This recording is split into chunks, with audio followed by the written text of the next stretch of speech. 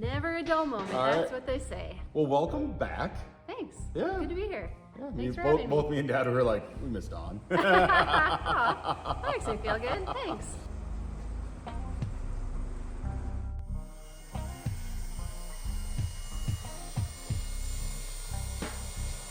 How many bolts do you think you've drilled out in your lifetime? Too many.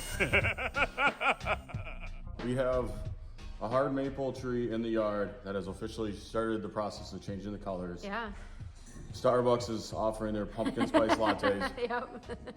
It's I fall. think we gotta admit it, it's can't fall, fight right? it. I mean, the countdown really is on now till fall, right? We're seeing the corn and beans start to turn just a little bit, and are you feeling the pressure?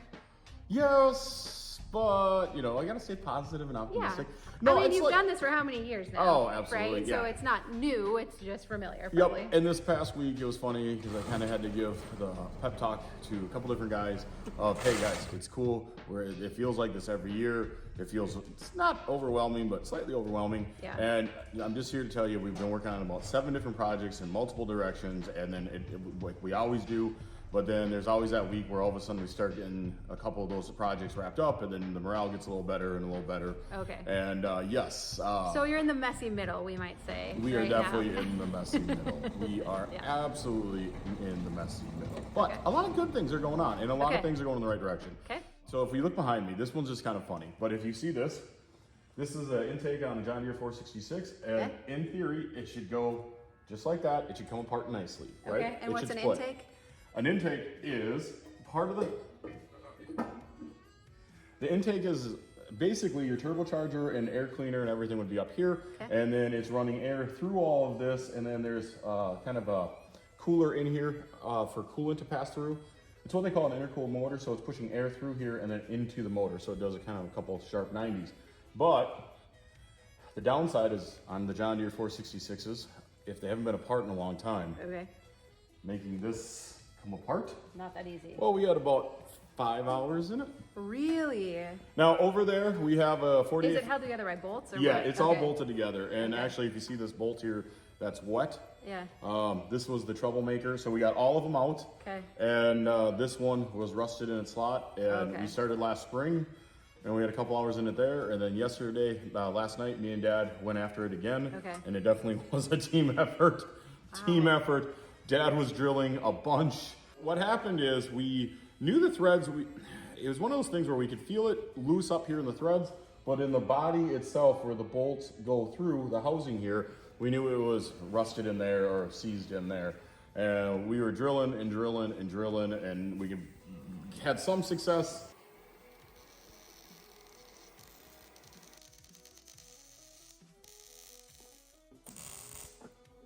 I should put some good heat into it too. Now we'll let it cool a little.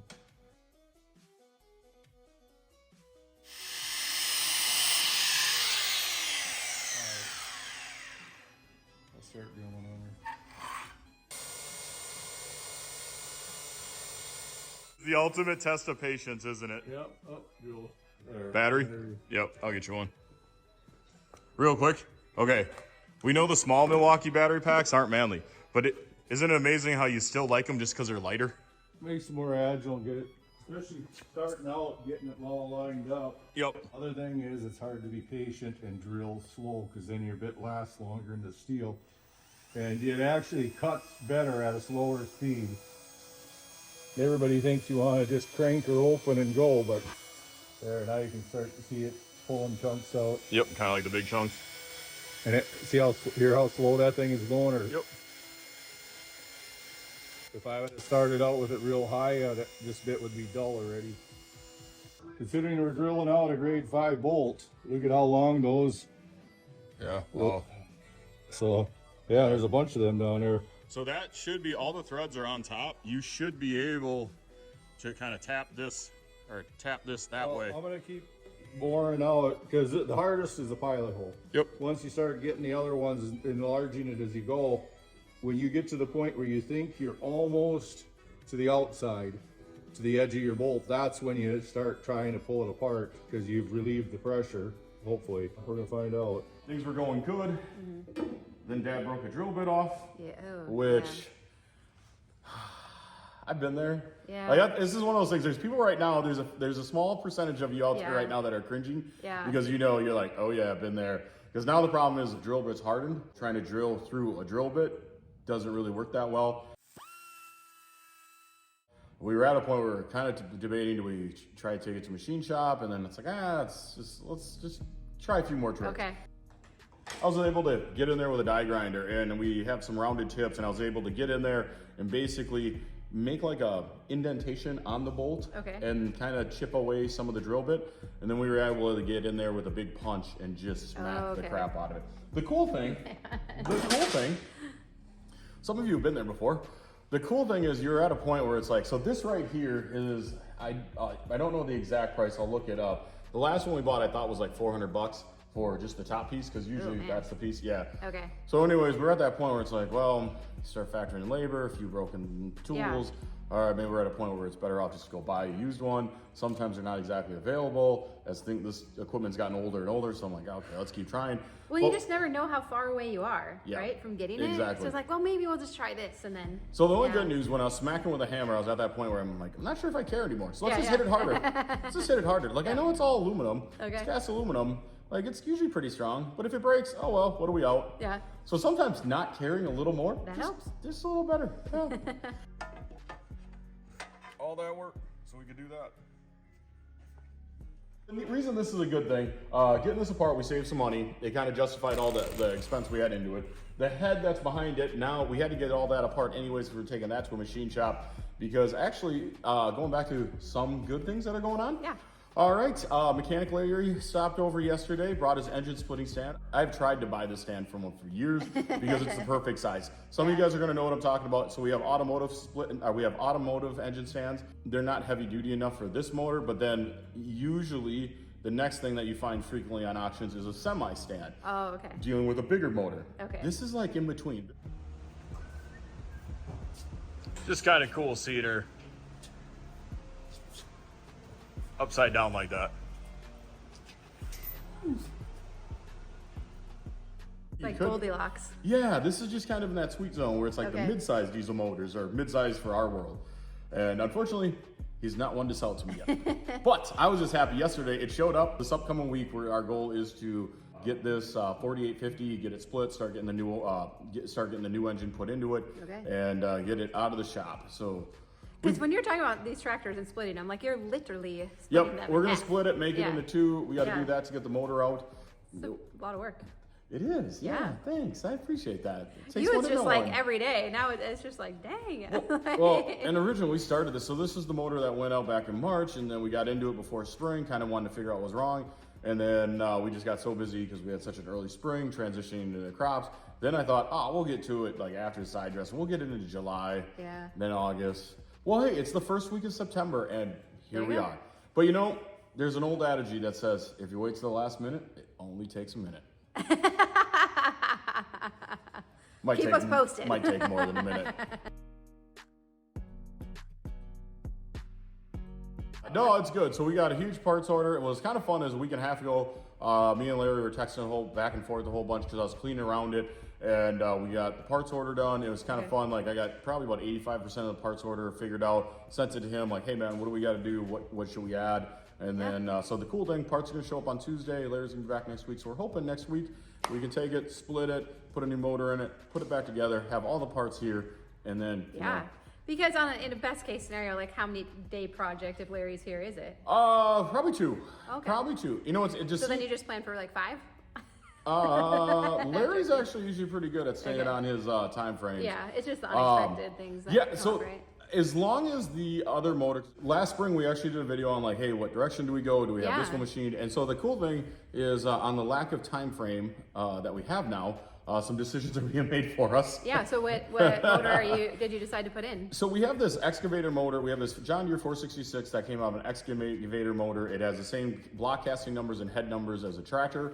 So what we're gonna do is dismantle all of the stuff off that, so we just have the block and the head, and then put that in the tractor. And then originally back, you know, if we would've got to this in June, I would've loved to have the injection pump and injectors gone through. Well, for now, we're just gonna bolt everything off the prior motor, the John Deere motor, the tractor motor, onto this excavator block. and see if it won't, so hopefully everything just works out. Okay. The only downside is just the same way we split these, we gotta do the same thing on that motor.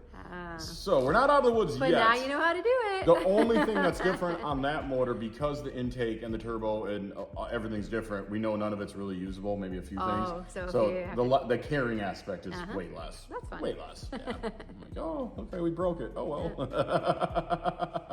Well, I have a question for you. Find a way. How do you keep track of all these projects and things going on and priorities and You know all up here? You know what's funny about that? Yeah, most of it. I have a notebook. I got a notebook in my semi, so this was funny. The only spot I'm ever by myself and it's quiet is in a semi cab. So I have I have all my paperwork in there, and I have a little little aluminum case. Yeah. And then in there I got a notebook where I'm jotting notes down all the time. I kind of got like a daily need to do list that I don't know if you just don't open the notebook. Some days you just Well, I heard a get it good done, quote. but- Actually, it said to look at your to-do list like a wish list. Oh, and yeah, so it's instead of definitely have to get done, it's like, wouldn't this be lovely if all this worked out? But you're just always picking the most important thing. Right? For that day, it switches from day to day. Yeah, I mean the hardest thing is just like this project. So last night we're gonna talk about it we're gonna talk about it down the road of life a little bit. But last night I helped Dad. We got this moved over to this bench. He starts drilling it. I went and fired up a truck because I had to lowboy an excavator for a friend for a project. Back to a different guy's yard, and so all of that was kind of unexpected. Yeah. And then so the hardest thing for me is we have 5-6 guys around here that I get tied into all of their projects and helping out. So those are the days where all of a sudden you just jump in the truck and you didn't open the notebook. Yeah. And you didn't get to your to-do list. Yeah. But that being said, so you know me, I've always been a big list maker. There's so many times that I'll find like a list from like a month or two ago. Yeah. And you know what's amazing is even though it didn't happen in the time frame that I wanted to, Yeah. it all kind of gets done. It gets done as it has to. Yep. The right? amount of times I pick up an old list and I'm like, yep. Okay, we're good. Yeah. So no. Yeah. So that's the hard thing is there's not. The hard thing here is there's no like set schedule. There's absolutely no set schedule. And but then when you got all these other LAs. Now the cool thing, going back to the time frame and things changing, it's like this every year. It doesn't ruffle your feathers anymore. Not much. Like So the other thing too is it like might someone else's in the shop, but not yours. you kind of learn just to go with it all. My joke was for so many friends. So I have a couple friends that one's a big estimator for a big construction company. The other is a big dispatch guy for a big they do everything from demolition, excavation, all that stuff. And the funny thing with all of that stuff is we all talk about the same thing. Like it's the same thing with the bigger companies as the smaller companies. And like the one day he called me, he's like, I need 40 trucks for tomorrow. And I'm like, 40? And he's like, yeah, it's like 4 phone calls. Don't worry, I'll got it. And I'm like, so it's all kind of the same. Now he's a bigger company. He's able to delegate stuff out, but you know, you just kind of go with it. Roll with it. Yeah. The one challenge, there's whenever we get into fall, there's 3 weekends a year that's a challenge. Last week was Labor Day, right? Yep. So most of the guys are gone, vacation, having fun, family stuff. Yep. End of the state fair, cool, go have fun. This week, we actually have Defeat of Jesse James Days going on in Northfield, but then there's also the Big Iron Classic truck shows going on in Caston. A couple guys are going down there. Sure. Adam was actually going there, and so what the beautiful truck show, it's what for semis, Class 8 trucks. It's so cool, but so Adam's going for his first time, and I told Adam, like, man, you're gonna be walking around all these nice trucks, and you're gonna see the ultra awesome big low bumpers and the low fuel tanks and the high stacks, and you're gonna walk around and be like, I'll direct that, I'd direct that, I'd direct that, I'd direct that. Because our world's just a little different. I was trying to get into farm fields and different things like that. So it's not a bad thing. You can appreciate it. Absolutely. Can't bring it home. And then I told him, like, whatever you do, you got to stay to the end when the true heavy haul guys are hooked up to the sled and the truck pole. Oh, fun. That is cool. Cool. I bet that's awesome. That is really, really cool. So, yeah, we got all those things going on. And the third weekend of the year, this one's unplanned. This one's unscheduled. There is always a weekend that's the nicest weekend in fall, usually in October, usually when we're the busiest, when guys have stuff to do with grandkids, or guys are like, oh, my girlfriend wants to go to an apple orchard, and it's like, how do you argue with that? So there's always that one Friday night, Saturday night combination where it's like, you can't find anybody. Because we all kind of freak out in October. We're like, this is the last nice weekend of the year, right? To get outside, do something before we hunker down for the winter. Yep, I want to get the motorcycle out. I got to put the boat away. I got to put the camper away. Yeah, so I mean, I always know, like, there's those 3 weekends, you're just like, okay, so here we are, just making the most. All right, you got through 2 of them, or ish. So so that's what I mean. I think we're doing really good. We're wrapping a whole bunch of projects up. Yeah. But we've had it all going on, from trying to yank out augers out of a spreader to lowboying excavators to fighting intakes, not wanting to come apart. It has just been a busy, busy time for him. You got anything fun you're looking forward to in the upcoming week? No, I think we're kind of in the same boat. Enjoy the weather while we can. Get stuff like the kids and I were trying to kind of start putting flower pots away and get some of the yard stuff ready for winter. And you just try to be outside as much as possible. Absolutely. You live outside. I have to like chase the kids outside, right? And be like, it's gonna snow soon, appreciate it now, you know? I think it's always funny because like you mentioned like working outside, like when you truly work outside every day, it's funny because like if I go to a hotel or something like that, I am perfectly fine sitting on the bed in the air conditioning, watching TV, and everybody else is like, oh, we want to go lay by the pool, and I'm like, ugh. Yeah. Like, that's direct I sunlight. want climate control right now. Yeah, like I just want to sit in the air conditioning and not do anything. No, that's fair, man. Yep, totally fair. Yep. Yeah, but you're right, man. It is the fun. The neat thing is the fun. We're about a week and a half to 2 weeks away from the real fun starting. Yeah. It always gets better when we actually are in like the fields. And, it makes everyone around here that helps to be happy when they're in a tractor and they're moving and they're seeing progress and doing stuff. Like morale gets so much better when you hear a decent motor fire up. When they can actually like, yep, we're in the field. All right, cool. Yep.